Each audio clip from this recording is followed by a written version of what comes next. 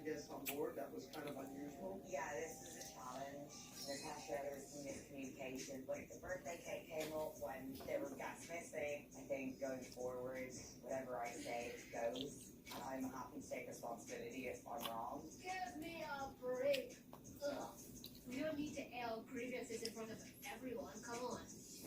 And the only thing I was going to say is without the support of the rest of the team, we physically cannot do what we do. You know, I spoke to Gary and kind of explained if you can see something's not going quite right, instead of me being chief bitch as per usual, jumping in there and going, okay, these glasses need to be put away.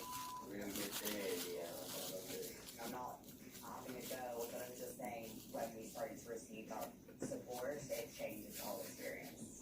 When you have a break, I actually go sit down until I go to bed. No, I think. That comment is directed at me, so I'm just rebuttaling. I'm not. Can I make an observation? Absolutely. I think we all just need to help out where we're needed. Yeah. But also keep in mind that some departments are doing other things and